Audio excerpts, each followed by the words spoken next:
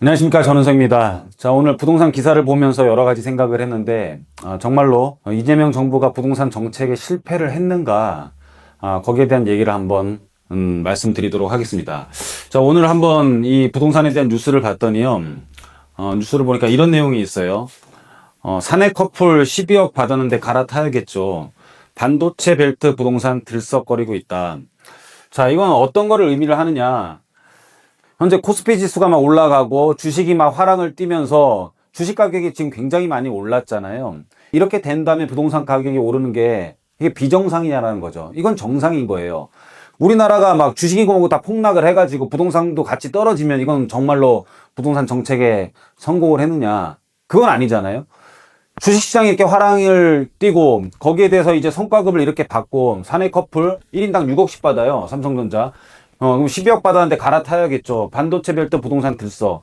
그러니까는 주식이 굉장히 오르면서 뭐 주식 가격이 오르다 보니까 이거는 회사에 대한 가치도 올라간 거잖아요. 왜냐면은 주식에 대한 가격은 회사의 가치가 올라갔으니까 주식의 가치가 당연히 올라가는 거죠. 이게 이제 나중에 이제 성과급으로 갔는데 뭐 성과급에 대한 얘기는 여러 가지 있습니다. 뭐 세금도 안 내고 투자도 안 한 사람들이 이걸 받느냐 맞느냐 뭐 이건 나중 얘기고, 여하튼 간에 이런 배당들을 지금 막 받았단 말이에요. 성과급을 막 받았어요. 자, 주식이 올라간 거는 이건 결국은 어떤 역할을 하는 거냐면은, 여러분들 이건 많이 알잖아요. 통화량이 증가를 하면은 당연히 어떻게 됩니까? 물건값은 오르는 거잖아요. 자, 실질적으로 한국은행에서 화폐를 찍어내가지고 통화량이 증가를 하는 것도 있지만은 주식의 가치가 10,000원이었어요. 예를 들어. 지금 새로운 회사가 막 생긴 게 아니고 기존에 있던 회사의 가치가 10,000원이었어요. 근데 이 가치가 갑자기 3배가 올랐어요. 그래서 이게 주식값이 30,000원이 됐어요. 그러니까는 이 우리나라의 모든 회사에 대한 주식을 팔면은 10,000원이었는데 이게 갑자기 올라가다 보니까 우리나라 전체 회사를 다 팔면은 갑자기 30,000원이라는 경제성장이 3배가 오른 거죠. 경제성장이 3배가 오른 만큼 회사를 청산했을 때 통화량이 3배가 늘어나는 만큼 당연히 그러면 실물 가격이 올라가는 게 정상이죠.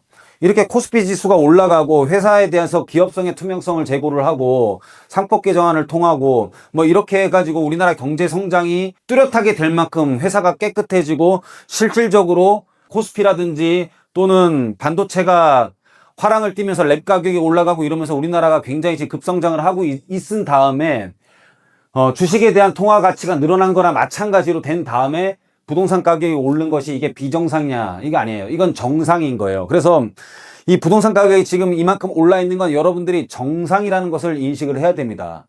그리고 정책이 잘못된 거 아니에요. 아까도 말씀드렸지만 그럼 나라가 폭락해갖고 부동산 폭락하면 부동산 정책 성공한 거 아니잖아요. 그런 것처럼 이것은 하나의 패러다임으로 우리가 인정을 하셔야 되는 겁니다.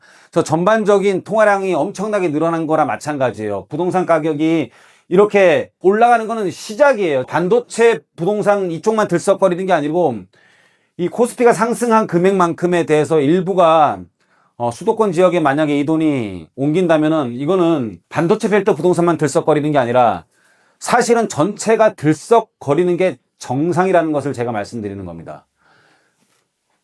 주식 가격이 올라가고 주식 가격이 올라간 것은 결국은 회사를 청산했을 때 시장에 도는 금액이 훨씬 올라간 것을 의미하는 거고, 갑자기 이렇게 많이 상승했기 때문에 이런 금액들이 일부가 주식을 팔고 돈으로 바꾸면서 이런 돈들이 실질적으로 10억 받으면은 부동산 가격으로 옮기는 것처럼 이런 것들이 다시 한번 또 부동산 가격으로 움직여 준다면 이것은 우리가 실질적으로 부동산 가격이 어느 정도 위로 올라 있다라는 것을 우리가 패러다임으로 인정을 해야 된다라는 것입니다. 그래서 여러분들 이걸 떨어질 때를 기다리는 게 아니라 경제 성장이 된 만큼 당연히 통화량 가치가 올라간 만큼 당연히 부동산 가격은 올라간 것이고, 여러분들은 그걸 인정해야 되는 것이고, 더 많은 급성장이 일어날 것으로 보고 있고, 삼성전자의 가치를 50만 원 넘게 평가하는 기관들도 굉장히 많이 있습니다.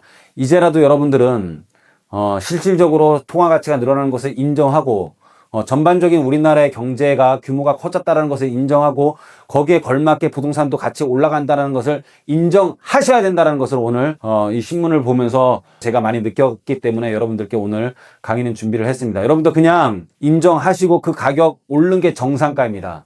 이제라도 여러분 자금에 맞게 집을 마지막으로 구입을 한번 해보시는 것을 권장을 드리도록 하겠습니다. 자, 오늘 강의는 여기서 마치도록 하겠습니다. 감사합니다.